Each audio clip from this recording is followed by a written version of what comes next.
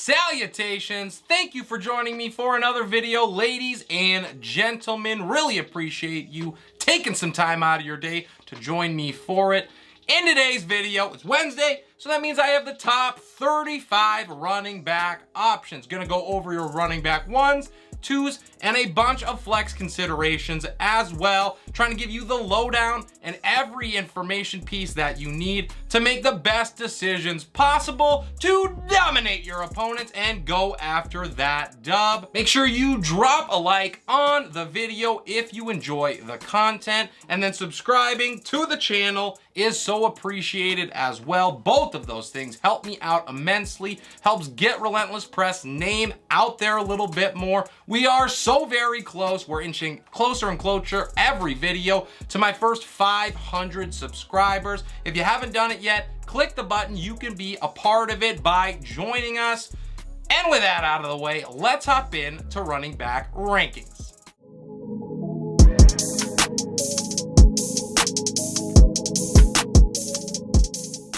To start it off, I have Saquon Barkley in at number 1 against the Hawks. He has 53 touches over his last 2 games. Barkley is in for a massive day against Seattle. They surrender over 24 points a game to the position. My number 2 ranked running back is Derrick Henry, traveling to Houston. And speaking of touches, nobody outdoes the king. He has 63 touches in his last 2, and he gets the league's worst rushing defense to feast on. It's going to be a battle with Barkley to see who claims the number 1 spot this week.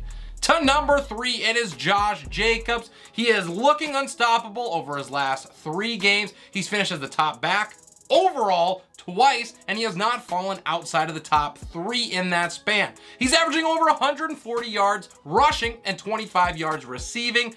Oh, and he's also scored 6 times. At number 4, it is Nick Chubb against Cincinnati. He will once again have his work cut out for him. The Bengals have been absolutely brutal to backs. They rank top 6 in rushing scores allowed and points allowed to the position. Joe Mixon is ahead of consensus, way up in my top 5. He has posted back-to-back RB1 finishes for the first time all year thanks to some positive touchdown regression. That I told you was coming. He is not going to need that in this matchup, but I bet he hits pay dirt here at least once, and he could register his first 100 total yard game since way back in week 1. At number 6, I have Alvin Kamara against Vegas. He now has 3 straight games with 100 total yards or more, but he does continue to get those tutties stolen from him. They will come eventually, and Kamara is a great candidate to buy now before they do. To number 7, it is Kenneth Walker, shooting up boards. He has dazzled since getting the starting job to himself. He's racked up 265 yards on the ground with 3 scores in those 2 games. The Giants are allowing nearly 7 yards a carry in their last 3, so you tell me how this is gonna go. At number 8, I have Dalvin Cook. He gets Arizona. They have been stingy to backs, and Cook has lacked explosive plays for most of this season. His work in the passing game also leaves a lot to be desired. Hopefully that's something that Minnesota worked on with their bye. Christian McCaffrey is up next. It is still kind of hard to tell what his workload is going to be. Now, the good news is he did see 10 touches just days after getting traded, so I'm sure that Kyle Shanahan has something up his sleeve to make McCaffrey a difference maker. Rounding out my top 10, probably the lowest he's been in God knows how long, it is Jonathan Taylor. He has my worry level growing, and the move to Sam Ehlinger certainly does not help me. I doubt that the Commanders can bottle up whatever magic they had last week against Green Bay, so I'm betting that Taylor has a solid showing. Leonard Fournette is my 11th ranked running back. All we can do at this point for him is throw last week in the dumpster fire and hope for greener pastures moving forward. I am not going to lose faith in the Bucs offense, even though everything that we have seen would show us otherwise. To number 12, it is Dameon Pierce against Tennessee. He's averaging 20 carries and 6 targets per game in his last 4. Houston is going to lean on him until they can't lean on him anymore, and then they'll probably still lean on him some more. At number 13, I have Rhamondre Stevenson against the Jets. He might have a split workload here. I think it's a little unsure. Dameon Harris only got 3 carries last week. I think he's at least a little bit more involved. But with the production that we have seen from Stevenson, he is clearly the 1A right now. The Jets rank 3rd in the NFL, allowing under 4 yards per carry on the year. But with 13 targets for Stevenson in his last 2, he will be just fine. Raheem Mostert is my next man up. He gets Detroit. And do not look now, because it might change, but the Finns have committed to just a single back, and it is working. Mostert has flourished in the workhorse role, and he is coming out his best outing of the year against the Steelers. A matchup here with Detroit breeds fantasy points. In at number 15 is Miles Sanders. The Steelers have tightened up recently against the run, but they still allow top 10 points per game to the position. The touches are going to be there for Sanders, and we know the efficiency he has, so he will be very solid in this one. Travis Etienne is my Sweet 16. He gets Denver. I hope you're ready because the fun has just began to start. Etienne is going to see all the touches that he can handle now that the Jaguars have sent J-Rob packing. I do not like the matchup here, but I also do not care. To 17, it is Aaron Jones against Buffalo. He is going to find room at a premium against the Bills. And with how the Packers have looked offensively as of late, spoiler alert, not very good. I do not like their chances of putting up very many points. After he received 10 targets last week, there is hope that his passing game work boosts his bottom line. As we meander onward at 18, it is Ezekiel Elliott. He has posted back-to-back weeks as an RB1. He scored 3 touchdowns and racked up 138 yards in that time. And now he gets the Bears, who allow top 10 numbers in yards per carry, rushing scores, and points per game allowed to the position. So he has a very good chance of outplaying this ranking. To number 19, it is Najee Harris against Philly. He continues to underwhelm in the efficiency department, but his usage is going to keep him in this RB2 conversation. He almost has 40 opportunities in his last 2. The Eagles also allow 5 yards per carry, so there is a chance that he has a solid outing in this one. To round out my top 20 is Tony Pollard. Hashtag free Tony Pollard. He is currently the most consistent 3-game stretch of his season. He's posted finishes of RB20, RB28, and RB24 on limited work. He's gone for 86 yards or more in 2 of those games, and he's had a usage increase in each game. So that is good to see. Tony Pollard hashtag is in full swing. At number 21, it is Eno Benamin. He had his best game of the year last week against the Saints. He had 113 yards of total offense. He also scored. And Minnesota is tied for the 5th most rushing scores allowed, meaning a second straight game with a tutty is a distinct possibility.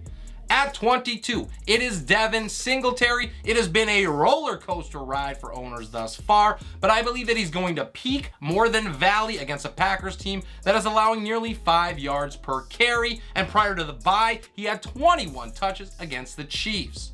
My 23rd ranked player is Brian Robinson Jr. traveling to Indy. He has 133 rushing yards and a score in his last 2, but the biggest news here has been the usage. He's averaging nearly 20 touches a game in that span, and Indy's allowed over 20 points per game to backs. The last running back to that I have for week number 8 is David Montgomery against Dallas. There are a couple red flags here, which is why I have him lower than consensus. He did receive just 3 more carries than Khalil Herbert did on Monday night. That's far from ideal, and he has a chance in this game to fall flat in his face. Nobody allows fewer points per game to the position than Dallas. My running back number 25 is Michael Carter. Kind of feel for him. He had this glorious moment where the sun was shining on him, and then the clouds struck in real quick and put that away with the news that James Robinson has been traded and is about to take his job. Carter should be the 1A in this game, but it is a mystery what this backfield will actually look like. D'Onta Foreman is next at number 26. He gets Atlanta. He is going to be the 1A. He is the healthier, more explosive, more physical runner for the Panthers, and he showcased that against the Bucs. However, The Falcons are really stout up front, so a repeat performance is very unlikely. My running backs at number 27 and 28 both hail from Detroit. I am not entirely sure what to think of this backfield, but either way, the Dolphins are a pain to run it against, and I do not see a ton of upside all of a sudden for this Detroit offense. To 29, it is Darrell Henderson. He has the backfield to himself pretty much for now. I know Malcolm Brown is going to get sprinkled in a little bit, but Henderson is a safe bet for 12 touches, and he has a chance at finding pay dirt. To 30, it is Gus Edwards against Tampa Bay. He would be an easy RB2 this week, and maybe even higher if we knew what Baltimore's backfield was going to look like. However, that is just not the case. He could have another top 10 performance here, just like he did last week, or he could play second fiddle to whoever has the hot hand against the Bucs. At 31, it is Kareem Hunt against Cincy. He has only 10 touches over his last 2 weeks, but he should see a volume jump with the loss of David Njoku. I think he's going to get a lot more dump offs and passes underneath because that asset is now gone for a couple of weeks, but he is hard to trust this week, especially against Cincinnati. At 32, I have A.J. Dillon against Buffalo. He is having opportunity issues of his own. He's touched the ball 6 times or less in 2 out of his last 3. So right now you're just hoping for a touchdown, and he hasn't had one of those since back in week number 1. Tyler Allgeier is in at 33. I may never say his name right, but I'm going to keep giving it a go nonetheless. He has quietly put up a top 25 finish in 2 out of his last 4. And at worst, he has a semi-decent floor. He hasn't dipped below 45 yards since back in week number 3.